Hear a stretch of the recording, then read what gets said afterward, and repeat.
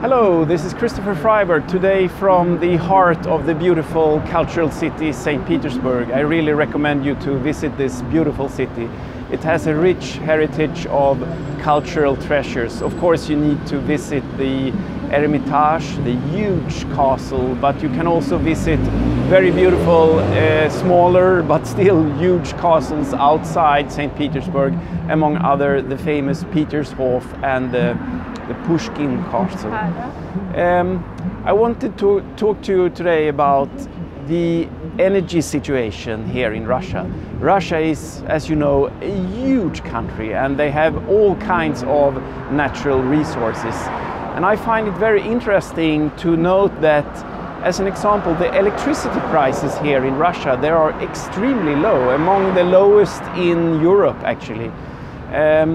And that is maybe an explanation why the development of renewable energy has been somewhat slower here compared to many other places in Europe. But that is not to say that there is not activities of renewable energy here in Russia. Solar is not so evident, but Russia has enormous hydropower resources. Besides producing electricity from hydropower, Russia is also using a lot of gas to produce electricity via the thermal energy, and of course nuclear power. But it's interesting to note that there are activities in the field of deep geothermal energy in the very extreme locations, geographical locations of Russia, among other in Kamchatka, in the very eastern part of Russia, and also in Kaliningrad in the west part.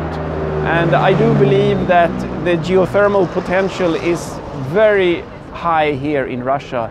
I see the same type of concentrated, huge apartment locations with several thousand apartments, like I've seen previously in, among other, China. So district heating solutions and district cooling solution is one obvious way to go. But there is of course very much more one can do in the field of deep geothermal energy, as well as wind and hydro and solar. Russia has enormous opportunity for renewable energy, but as we also know, they have some of the largest resources of fossil fuels in the world, and it's quite obvious that that is the main focus today, to explore the remaining fossil fuel resources. As I mentioned, I really recommend you to visit this city. It's very beautiful, it's very clean.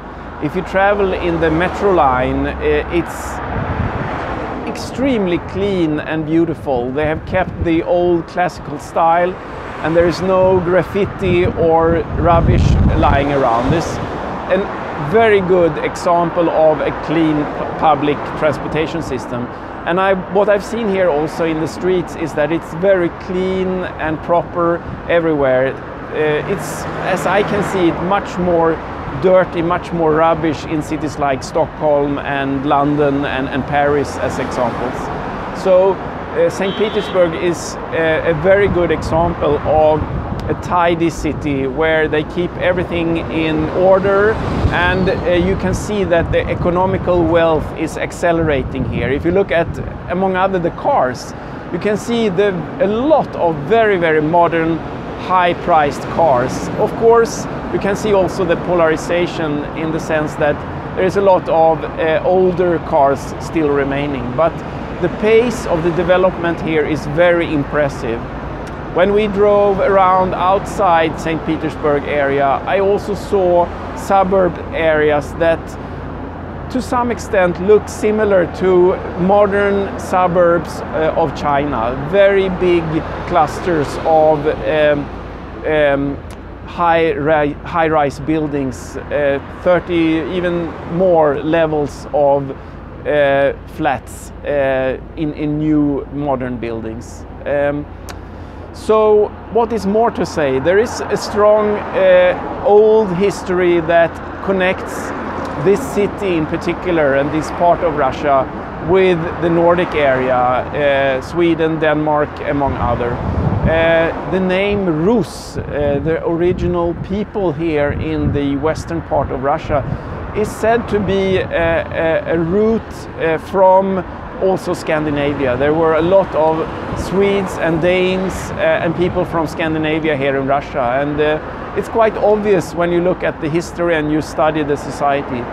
So again, I do recommend you travel here and learn. There is a lot of opportunities here, among other for Nordic and Swedish companies. And there is a lot of similarities in the society, and I can see a very good positive development going on here in Russia. So listen to my advice, visit St. Petersburg and enjoy this fantastic city.